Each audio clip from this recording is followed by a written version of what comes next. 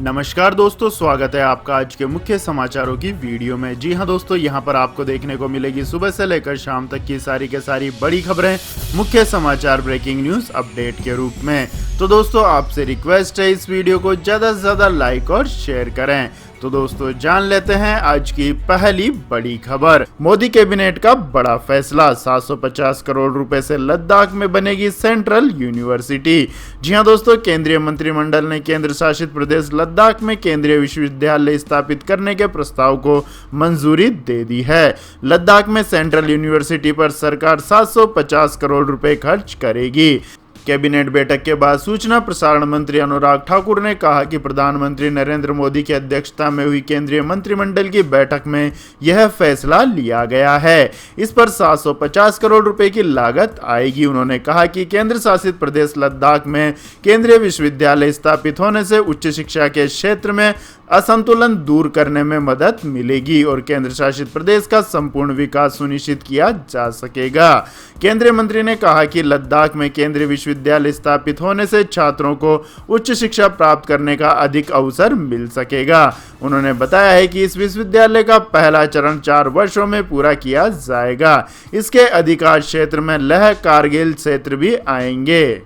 इसके बाद दोस्तों, रुक कर लेते हैं अगली खबर का। कोरोना वायरस से एयर इंडिया के 56 कर्मचारियों की मौत, लोकसभा में सरकार ने दिया जवाब। जी हां दोस्तों, कोरोना वायरस संक्रमण से एयर इंडिया के 56 कर्मचारियों की मौत हुई है।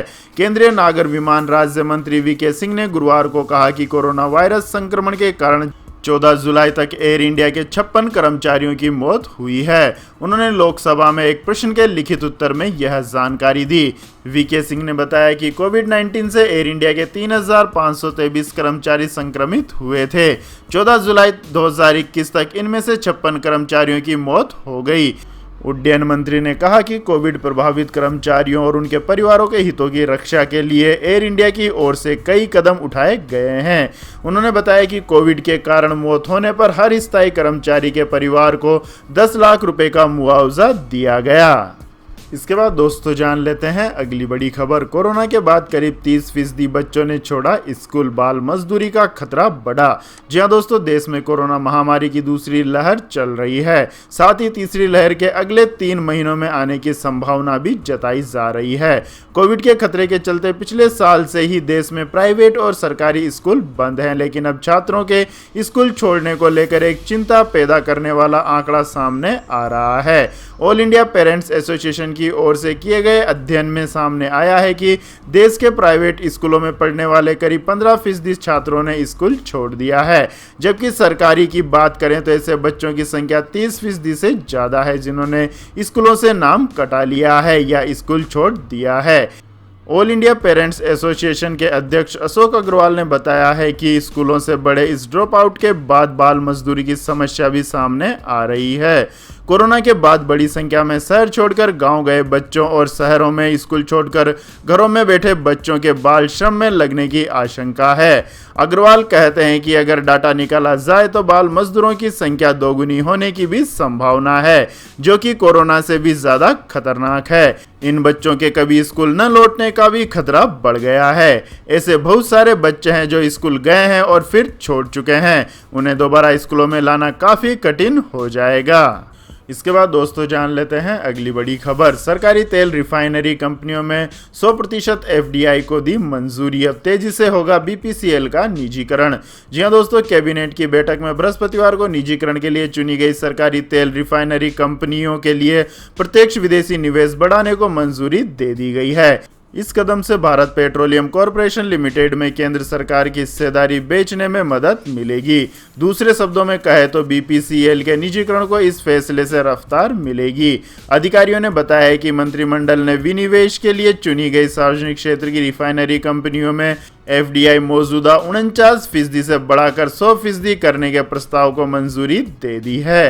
इसके बाद दोस्तों जानते हैं अगली खबर। अगर फर्जीवाड़ा कर ली है पीएम किसान की किस्त तो हो जाएं सावधान, सरकार वसूलेगी पाई पाई। जी हां दोस्तों, केंद्र सरकार प्रधानमंत्री किसान सम्मान निधि योजना के गलत इस्तेमाल को रोकने के लिए हर संभव कदम उठा रही है। फंड को गलत हाथों में जाने से रोकने के लिए साल में 3 बार जारी होने वाली 2000 रुपए की किस्त सीधे किसानों के बैंक खातों में ट्रांसफर करती है। इसके बावजूद लाखों की संख्या में लोगों ने फर्जीवाड़ा करके पीएम किसान की किस्त ले ली है। अब केंद्र की नरेंद्र मोदी सरकार ऐसे 42 लाख से ज्यादा अपात्र किसानों को करीब 3000 करोड़ रुपए की वसूली का नोटिस भेजा है। केंद्रीय कृषि मंत्री नरेंद्र सिंह तोमर ने संसद में बताया है कि 42.16 लाख अपात्र किसानों ने फर्जीवाड़ा कर योजना के तहत खुद को रजिस्टर करा लिया है। अब उनसे 15 जुलाई 2021 तक पहुंचे 2992.75 करोड़ रुपए की वसूली की जाएगी। आपको बता दें दोस्तों, केंद्र सरकार पीएम किसान सम्मान निधि के तहत देश भर के किसानों को हर साल 3 समान किस्तों में 6000 रुपए ट्रांसफर करती है। ऐसे किसानों की सबसे ज्यादा संख्या असम में पाई गई है। इस पूर्वोत्तर राज्य में 8.35 लाख अपात्र किसानों ने योजना का फायदा लिया है। इसके बाद तमिलनाडु में 7.22 लाख, पंजाब में 5.62 लाख, महाराष्ट्र में 4.45 लाख, उत्तर प्रदेश में 2.65 लाख और गुजरात में 2.36 लाख किसानों ने फर्जीवाड़ा कर पीएम किसान योजना का फायदा लिया है।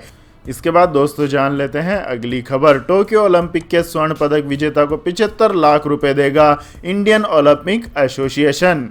जी हां दोस्तों, भारतीय ओलंपिक संघ ने गुरुवार को घोषणा की है कि वह टोक्यो ओलंपिक खेलों के स्वर्ण पदक विजेता को 75 लाख रुपए का नगद पुरस्कार देगा। इसके अलावा प्रत्येक भागीदार राष्ट्रीय खेल महासंघ को बोनस के तौर पर 25 लाख रुपए देगा। भारतीय ओलंपिक संघ की सलाहकार समिति ने रजत पदक विजेताओं को 40 लाख रुपए और कांस्य पदक विजेताओं को 25 लाख रुपए देने की घोषणा की है। आईओए ने बयान में कहा है कि इसमें टोक्यो ओलंपिक खेलों में देश का प्रतिनिधित्व करने वाले प्रत्येक खिलाड़ी को 1 लाख रुपए देने की भी सिफारिश की गई है। भारतीय ओलंपिक संघ ने इसके साथ ही प्रत्येक भागीदार एनएसएफ को 25 लाख रुपए और पदक विजेता एनएसएफ को 30 लाख रुपए का अतिरिक्त सहयोग देने के समिति के निर्णय को स्वीकार किया है। इसके अलावा अन्य राष्ट्रीय खेल महासंघों में से प्रत्येक को 15 लाख रुपए का सहयोग मिलेगा। भारतीय ओलंपिक संघ के महासचिव राजीव मेहता ने कहा कि पहली बार आईओए पदक विजेताओं और उनके एनएसएफ को पुरस्कृत करने जा रहा है। सलाहकार समिति ने भारतीय दल के प्रत्येक सदस्य के लिए टोक्यो प्रवास के दौरान प्रतिदिन $50 का भत्ता देने की भी सिफारिश की है। इसके बाद दोस्तों जान लेते हैं अगली बड़ी खबर। दैनिक भास्कर समूह पर आयकर का छापा। जी हां दोस्तों, मीडिया से जुड़े दैनिक भास्कर समूह के विभिन्न शहरों में स्थित कार्यालयों पर गुरुवार को आयकर विभाग की छापेमारी की गई। सूत्रों के मुताबिक दैनिक भास्कर समूह के मुंबई, दिल्ली, भोपाल, इंदौर, जयपुर, कोरबा, नोएडा और अहमदाबाद स्थित कार्यालयों पर आयकर अधिकारियों ने छापे की कार्यवाही की। इस कार्यवाही के बाद विपक्षी पार्टियां सरकार पर काफी हमलावर दिखी। ट्वीट के साथ संसद तक में भास्कर समूह पर छापेमारी के विरोध में हो हल्ला मचा। इस मामले में सरकार से पूछे जाने पर केंद्रीय सूचना प्रसारण मंत्री अनुराग ठाकुर ने कहा कि एजेंसी अपना काम करती है, इसमें हमारा कोई हस्तक्षेप नहीं होता है, पूरी जानकारी जरूर लेनी चाहिए। कई बार जानकारी के अभाव में बहुत सारे ऐसे विषय होते हैं जो सत्य से परे होते हैं। कांग्रेस के प्रवक्ता अभिषेक मनु सिंघवी ने जांच छापे को मीडिया का गला दबाने की कोशिश बताया है, तो वहीं सरकारी सूत्रों का दावा है कि एजेंसी ने विभिन्न विभागों के डाटाबेस का अध्ययन करने तथा बैंकिंग व दूसरे खास इंक्वायरी के बाद छापे डाले हैं।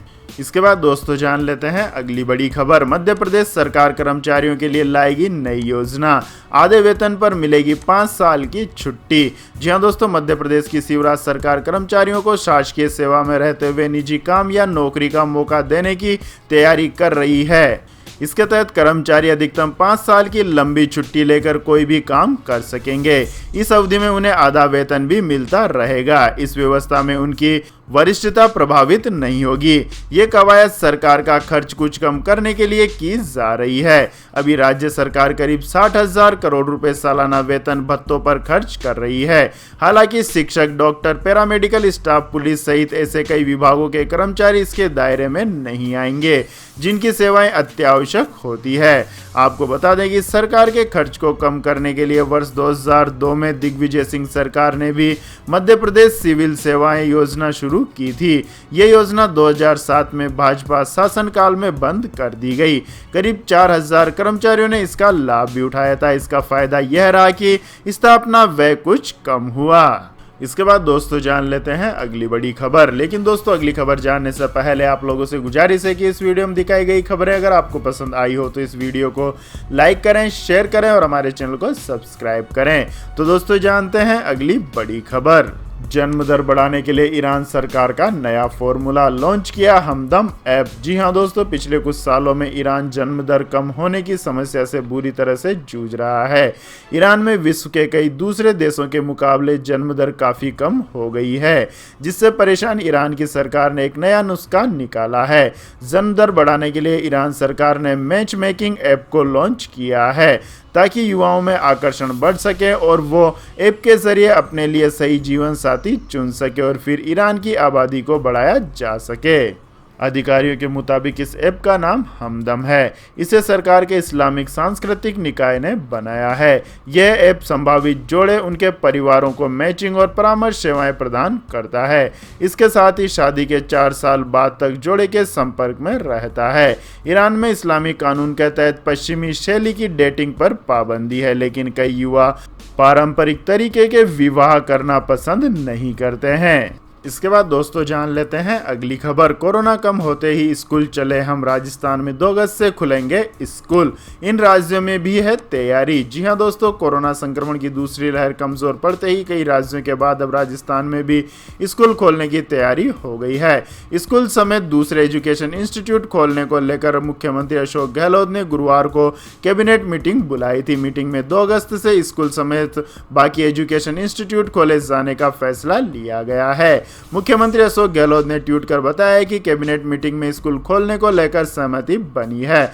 वहीं प्रदेश के शिक्षा मंत्री गोविंद सिंह डोटासरा ने भी ट्वीट कर जानकारी दी है कि 2 अगस्त से प्रदेश के सभी स्कूल खोले जाएंगे। इसके बाद दोस्तों जान लेते हैं अगली बड़ी खबर। यूपी सहित इन राज्यों में भारी बारिश की चेतावनी। कई राज्यों में एनडीआरएफ तैनात। जी हां दोस्तों, देश के अलग अलग हिस्सों में मानसून जमकर बरस रहा है। दिल्ली एनसीआर के तमाम इलाकों में जमकर बारिश होने वाली है। मौसम विभाग के मुताबिक अगले 3-4 दिनों तक पश्चिम और मध्य भारत में भारी बारिश का पूर्व अनुमान है। वहीं मुंबई सहित महाराष्ट्र के कई जिलों में भारी से बहुत भारी बारिश होने का पूर्व अनुमान व्यक्त किया हुआ है, जिससे रेड अलर्ट भी जारी किया गया है। राज्य के कई जिलों में भारी बारिश के कारण बाढ़ की स्थिति बन गई है। मौसम विभाग की माने तो जम्मू कश्मीर, हिमाचल प्रदेश से उत्तराखंड तक अगले 2 दिन तक मूसलाधार बारिश की संभावना है। दिल्ली में कल तक गरज के साथ बौछारें पड़ेंगी। वहीं 23 से यहां भी बारिश बढ़ सकती है। इसके अलावा उत्तर प्रदेश में अगले 4 दिनों तक भारी बारिश जारी रहेगी। मौसम विभाग के अनुसार बिहार, झारखंड, उड़ीसा और छत्तीसगढ़ में बारिश गतिविधियां और तेज होने की संभावना है।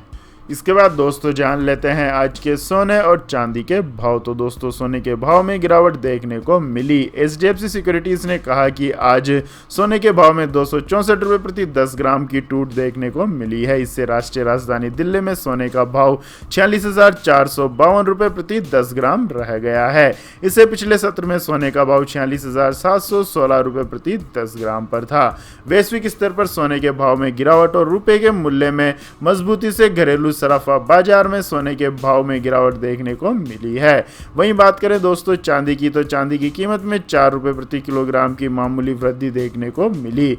इससे चांदी की कीमत 65,484 रुपये प्रति किलोग्राम पर पहुंच गई है। इससे पिछले सत्र में यानी मंगलवार को चांदी की कीमत 65,480 रुपये प्रति किलोग्राम रही थी। इसके बाद दोस्तों जान लेते हैं अगली बड़ी खबर। टिकटॉक भारत में जल्द करेगी वापसी, जाने इस बार किस नाम से एंट्री की कर रही है तैयारी। जी हां दोस्तों, चीन का shortcut video app TikTok Bharat में वापसी की तैयारी कर रहा है। हालांकि इस बार इस ऐप का नाम बदला हुआ होगा। एक नए ट्रेडमार्क ऐप ने संकेत दिया है कि भारत में वापसी के लिए इसका नाम नया टिकटॉक हो सकता है। टिपिस्टर मुकुल शर्मा ने बताया कि टिकटॉक की पेरेंट कंपनी बाइट डांस ने जुलाई 2021 की शुरुआत में controller general of patents design and trademark के पास टिकटॉक के लिए ट्रेडमार्क फाइनल किया था। आपको बता दें कि टिकटॉक उन सैकड़ों चीनी ऐप में शामिल था जिन्हें केंद्र सरकार ने राष्ट्रीय सुरक्षा का हवाला देकर पिछले साल बैन कर दिया था। इसके बाद दोस्तों जान लेते हैं अगली बड़ी खबर। ट्यूनीशिया में तेजी से फैल रहा है कोरोना वायरस, राष्ट्रपति ने दिए सेना की तैनाती के आदेश। जी हां दोस्तों, ट्यूनीशिया के राष्ट्रपति के सईद ने कोरोना वायरस की वजह से देश में बिगड़ रहे हालात को संभालने के लिए सेना की तैनाती का आदेश दिया है। राष्ट्रपति ने क्षेत्रीय टीवी नेटवर्क अल अरबिया पर इसकी घोषणा की। आपको बता दें कि ट्यूनीशिया में कोरोना वायरस के कारण किसी भी अन्य अफ्रीकी देशों की तुलना में ज्यादा मौतें हुई है। कोरोना प्रोटोकॉल न मानने की वजह से वहां पर महामारी के लगातार नए केस सामने आ रहे हैं, जिससे सरकार की चिंता बढ़ी हुई है। वहीं पर कोरोना संक्रमण के अब तक 5,56,000 मामले सामने आ चुके हैं। इनमें से 4,49,000 रोगी ठीक हो चुके हैं। वहीं देश में 17,913 लोगों की मौत हुई है। तो यह थी दोस्तों आज की सभी महत्वपूर्ण बड़ी खबरें। और दोस्तों बारी आती है आज के माइंड क्विज क्वेश्चन की, जिसका जवाब देकर आप बन सकते हैं एक शानदार उपहार के विजेता। तो दोस्तों आज का सवाल है, भारत की प्रथम महिला राष्ट्रपति का नाम क्या है। जी हां दोस्तों, अगर आपको इस सवाल का जवाब आता है तो तुरंत कमेंट सेक्शन में लिख दीजिए। इस वीडियो को लाइक कीजिए, शेयर कीजिए और हमारे चैनल को सब्सक्राइब करके बेल आइकन का बटन भी दबा लें। धन्यवाद। जय हिंद, जय भारत, वंदे मातरम।